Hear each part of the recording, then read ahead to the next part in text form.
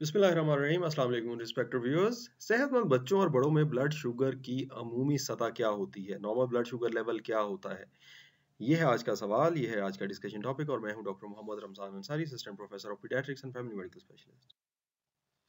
सबसे पहले हम ये एक टेस्ट के बारे में जान लेते हैं कि ये क्या टेस्ट होता है, फास्टिंग ब्लड ग्लूकोज लेवल क्या होता है, क्योंकि इसको हम बार बार रेफर करेंगे, इसकी हम बार बार बात करेंगे इस वीडियो के दौरान।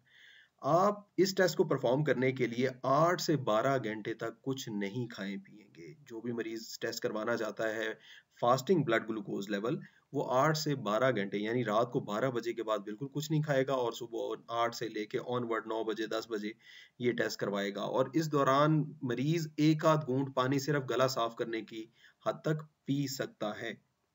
इसके अलावा कोई चीज़ एडिशनल, ना कोई जूस, ना कोई दूध, ना कोई और गज़ा खा सकता है मरीज़। और 8 से 12 घंटे के दरमियान ब्लड शुगर चेक किया जाता है और ये गोल्ड स्टैंडर्ड होता है डायग्नोसिस के लिए डायबिटीज़ की। ये गोल्ड स्टैंडर्ड था किसी ज़माने में, अभी तब्दील हो गई हैं बहुत सारी बातें, बहुत सारे और टेस्ट अब क्लेम करते हैं कि गोल्ड स्टैंडर्ड है। तो क्या होना चाहिए? फास्टिंग ब्लड ग्लूकोज होना चाहिए जी 50 से लेके 99 मिलीग्राम पर डेसीलीटर ऐसे लोगों में जो कि नॉर्मल लोग हैं, जो कि डायबिटिक नहीं है। 99 से अक्सर का ऊपर आता है, ये तो फास्टिंग की बात कर रहे हैं। और लेकिन उसमें परेशानी की बात नहीं है, वो हम नेक्स्ट स्लाइड में डिस्कस करेंगे। अगर 99 से ऊपर आता है तो फिर क्या होगा। और जो डायबिटिक होंगे पेशेंट, उनमें टारगेट ये होगा कि 80 से 130 के दरमियान हो फास्टिंग ब्लड शुगर लेवल। खाने से 1 से 2 घंटे के बाद अगर आप करें तो लेस देन 140 मिलीग्राम आना चाहिए हेल्दी लोगों में। और जिन लोगों को डायबिटीज है, जिनको शुगर का ऑलरेडी मर्ज है, उनमें 180 से हमेशा कम आना चाहिए ब्लड शुगर लेवल। 180 वो लिमिट है जिसपे ग्लूकोज पेशाब में जाना शुरू हो जाता है, पेशाब में आना शुरू हो जाता है। तो जब पेशाब में ग्लूकोज आ रहा हो, इसका मतलब है खून में तो लाजमन 180 से ज्यादा है।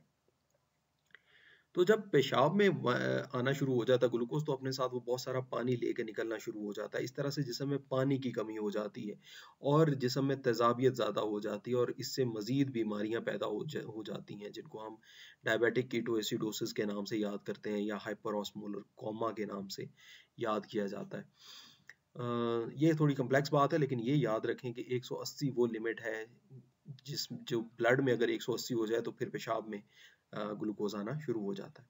हीमोग्लोबिन A1C ये एक बहुत ज़रूरी टेस्ट है जिसको आजकल गोल्ड स्टैंडर्ड माना जाता है कि ये जी गोल्ड स्टैंडर्ड हो गया अभी तशखीस के लिए डायबिटीज़ की। ये नॉर्मल लोगों में लेस देन 5.7% होना चाहिए और डायबिटिक पेशेंट्स में ये लेस देन 7% होना चाहिए। ये असल में वो हीमोग्लोबिन होता है जिसके साथ ग्लूकोज जुड़ गया होता है और ये पिछले 3 महीने की कंडीशन बताता है। पिछले 3 महीने में किसी भी इंसान के जिस्म में ग्लूकोज अगर ज़्यादा रहा हुआ होगा तो हीमोग्लोबिन A1C ज़्यादा होगा और अगर नॉर्मल रहा हुआ होगा तो हीमोग्लोबिन A1C नॉर्मल मिकदार में होगा। और रैंडम अगर आप ब्लड टेस्ट करें, ब्लड ग्लूकोज टेस्ट करें रैंडम, यानी किसी भी वक्त खाने पीने के रिलेशन के बगैर आप किसी वक्त भी चेक करें, तो आपका 50 से 200 के दरमियान ब्लड शुगर लेवल होना चाहिए। इससे ज़्यादा नहीं होना चाहिए, इससे कम नहीं होना चाहिए। इससे कम होगा तो हाइपोग्लाइसीमिया कहलाएगा, इससे ज़्यादा होगा तो हाइपरग्लाइसीमिया कहलाएगा। और जिनको डायबिटीज़ है उनको तो आमतौर पे ज़्यादा ही होगा जब वो रैंडम चेक करेंगे, इसलिए उनमें रिकमेंडेड ये होता है कि वो फास्टिंग चेक करें। डेफिनेटली प्री मील भी चेक करते हैं और पोस्ट मील, पोस्ट प्रेंडियल जिसको कहते हैं, पोस्ट मील भी चेक किया जाता है डायबिटिक्स में। फिर एक और कंडीशन है जिसे हम कहते हैं प्री डायबिटीज। कौन से लोग हैं ऐसे जो चुकन्ना हो जाएं कि हमें डायबिटीज होने का खतरा ज्यादा है।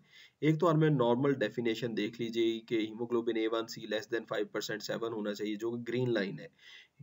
Fasting blood sugar level 99 milligram पर डेसीलीटर से कम होना चाहिए। और ग्लूकोज टॉलरेंस टेस्ट, ये एक टेस्ट है जिसका मैं नेक्स्ट स्लाइड में आपको डिटेल से बताऊंगा। इस टेस्ट में शुगर आनी चाहिए 140 मिलीग्राम पर डेसीलीटर या इससे नीचे। ये तो नॉर्मल लोग हैं।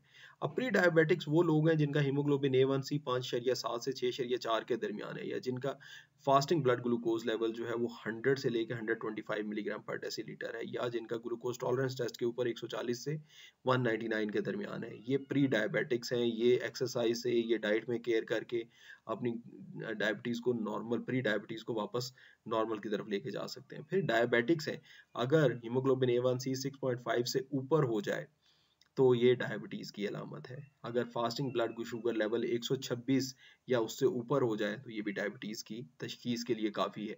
या ग्लूकोज टॉलरेंस टेस्ट के ऊपर 200 मिलीग्राम पर डेसीलीटर या उससे ऊपर आ जाए, या fasting blood glucose random blood glucose repeated occasions पे 200 मिलीग्राम से ऊपर आ जाए, तो इसके भी मतलब ये है कि जो इस मरीज का चेक किया जा रहा है उसको डायबिटीज़ है।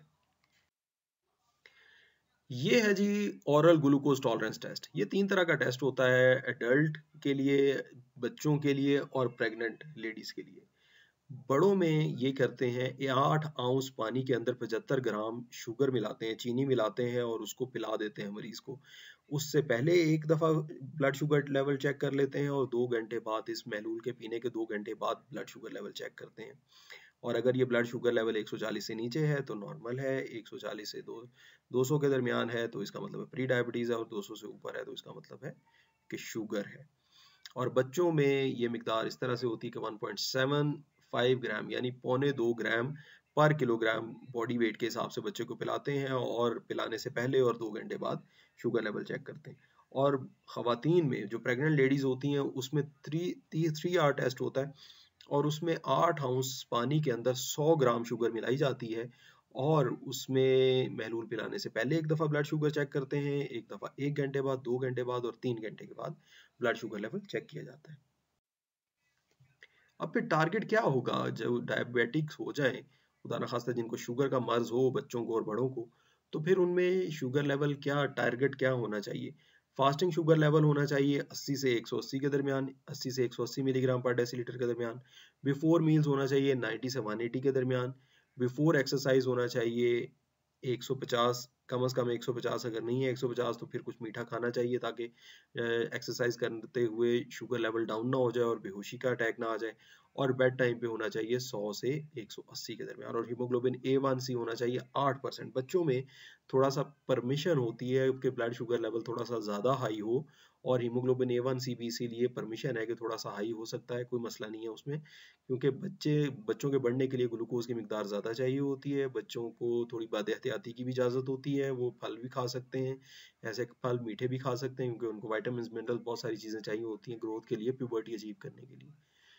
फिर वो मरीज जिनकी उम्र 13 से 19 साल के दरमियान है, उनका फास्टिंग ब्लड शुगर लेवल होना चाहिए 70 से 150, खाने से पहले होना चाहिए 90 से 130, बिफोर एक्सरसाइज वही होना चाहिए एटलीस्ट 150, बेड टाइम पे 90 से 150 होना चाहिए, और हीमोग्लोबिन A1C 7.5% होना चाहिए इन एडोलिसेंट्स में, इन लोगों में जिनमें प्यूबर्टी अभी फुल अपना जोबन पे है।